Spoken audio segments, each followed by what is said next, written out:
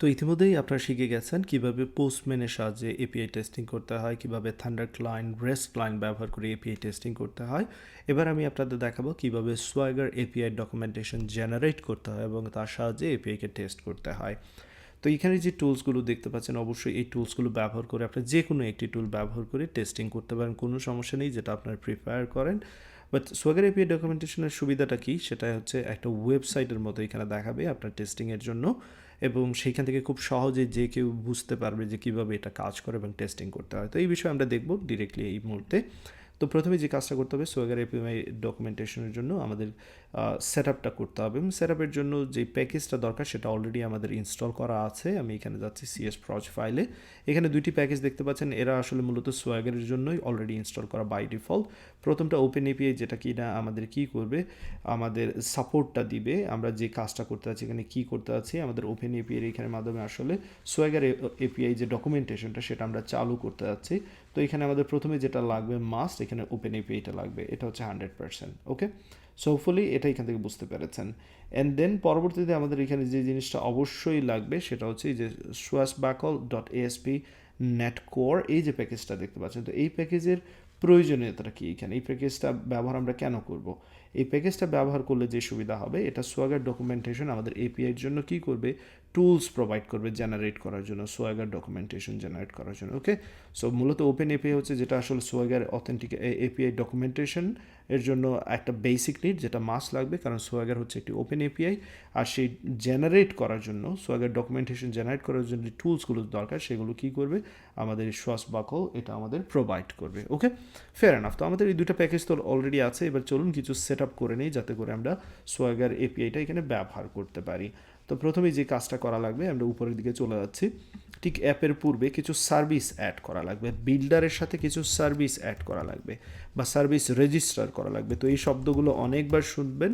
আমরা একটি service register করতে যাচ্ছি। তো রেজিস্টার করার জন্য যে সার্ভিসটা প্রয়োজন তার নাম হচ্ছে অ্যাড এন্ড পয়েন্টস এক্সপ্লোরার। এটা অলরেডি আপনারা দেখেছিলেন, শুরুর দিকে ছিল, বাট তখন বুঝতে পারেননি যেটা কেন দরকার, তাই আমি সেটা সেই মুহূর্তে সরিয়ে দিয়েছিলাম। আমি একটা জিনিস এক্সপ্লেইন করব এবং বোঝানোর চেষ্টা করব সেটা কেন দরকার, নিয়ে আসার আগে আমি অবশ্যই তার কারণটা কি সেটা আমি বলবো।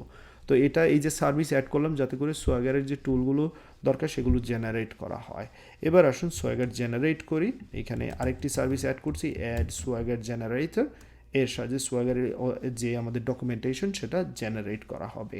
এবার আসুন এইখানে ঠিক এপিআই রিকোয়েস্টের পূর্বে এই যে এইচটিটিপি রিকোয়েস্ট ডিরেকশনের পূর্বে হয়তো এটা ইউজ করতে পারি, আমাদের ইচ্ছা এটা যে জায়গায় ইউজ করতে পারি, অথবা এটার পরেও ইউজ করতে পারি। চলুন এখানে আমি অ্যাড করে নিচ্ছি অ্যাপ ডট। এবার যে কাজটা করবো, এখানে লক্ষ্য রাখবেন, এখানে যে কন্ডিশনটা দেখেছিলেন আপনার শুরুর দিকে ছিল, যখন আমরা অ্যাপটা প্রথমে রান করি, আমরা এনভায়রনমেন্ট যখনই, এখানে লক্ষ্য রাখবেন app dot environment dot is development. তো যখন আমরা ডেভেলপমেন্ট মোডে রয়েছি, আমরা যখন এপিআইটা বিল্ড করছি, তখনই মূলত আমরা কী করতে যাচ্ছি, সোয়াগারটা ইউজ করতে যাচ্ছি। তাই এখানে এই কন্ডিশনের মধ্যে আমরা দিব অ্যাপ ডট ইউজ সোয়াগার। তো যখনই আপনি ইউজ করবেন, ইউজ কিওয়ার্ডটা ব্যবহার করবেন, তার মানে হচ্ছে এটি একটি মিডল ওয়্যার। তো এই মিডল ওয়্যার সম্পর্কে পরবর্তীতে ইন ডিটেলস আলোচনা করবো। তো মিডল ওয়্যারের কাজ কি, যখন একটা রিকোয়েস্ট মেক করবেন, রেসপন্সে যাওয়ার আগে মাঝখানে কোনো একটা কাজ করা, অথবা রিকোয়েস্ট যখন মেক করবেন সে কোনো একটা কন্ট্রোলারে আপনাকে পৌঁছানোর আগে, কোনো একটা মেথডে পৌঁছানোর আগে একটা নির্দিষ্ট কাজ করবে।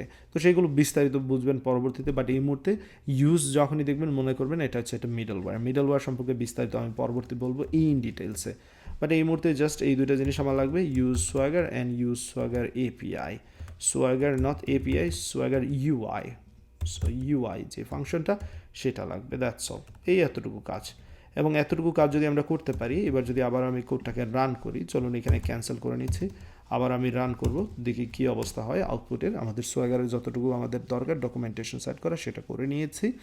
এবার আমরা রান করতে যাচ্ছি, এবং এখানে যখন রান করব আমাদের যে ইউআরএলটা রয়েছে, কি এখানে ইউআরএলে রান হচ্ছে সেটা এখানে চেক করতে পারেন, লোকালহোস্ট 5160 অ্যাজ ইউজুয়াল।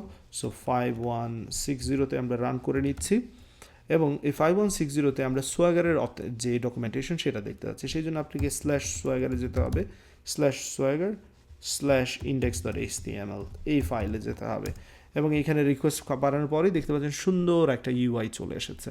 তো এই ইউআইটা কার জন্য আসতেছে, এই যে সোয়াগার ইউআই এর জন্য আসতেছে। ওকে, তো এইখানে আমরা দেখতে পাচ্ছি আমাদের গেট পাঁচটি এন্ড পয়েন্ট রয়েছে, get slash, get hello, post hello, put hello, delete hello. এবার চাইলে এখানে দেখে আপনি কী করতে পারেন, টেস্টিং করতে পারেন। এটা আরও মোর ইন্টারেক্টিভ এবং দেখতে অনেক সুন্দর। সো চলুন আমরা গেট রিকোয়েস্টটা ট্রাই করি। এটা যদি ট্রাই করতে হয় আপনাকে ট্রাই ইট আউটে দিতে হবে অ্যান্ড দেন এক্সিকিউট করতে হবে। এক্সিকিউট করার পর দেখতে পাচ্ছেন যে 200 রেসপন্স দেখাচ্ছে, এটা হচ্ছে রেসপন্স বডি এবং সব কিছু পারফেক্টলি কাজ করছে।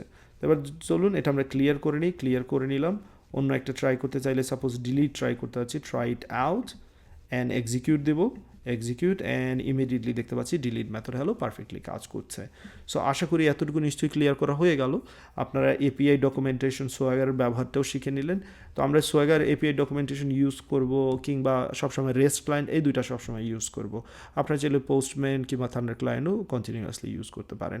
যখনই যেটা প্রয়োজন হবে আমি আপনাদের দেখিয়ে দেবো, সমস্যা নেই। আমি চাচ্ছি বেশিরভাগ জিনিসই আপনাদের শেখাতে, কারণ হচ্ছে বলা যায় না কখন কোন কোম্পানিতে যান কি তাদের ডিমান্ড থাকে, বাট মোটামুটি যতগুলো টুলসের ব্যবহার শিখবেন ততগুলো স্কিল আপনার ডেভেলপ হচ্ছে। তাই এখানে এই জিনিসগুলো অবশ্যই প্র্যাকটিস করা জরুরি। ওকে, তো আমরা তো টেস্টিংয়ের কাজটা তো শিখে নিলাম, বাট যে রেসপন্সটা দিচ্ছি সেই রেসপন্সটাকে আরেকটু মডিফাই করি, কী কী ধরনের রেসপন্স দেওয়া যায় সেটা এবার আমরা শিখে নিই।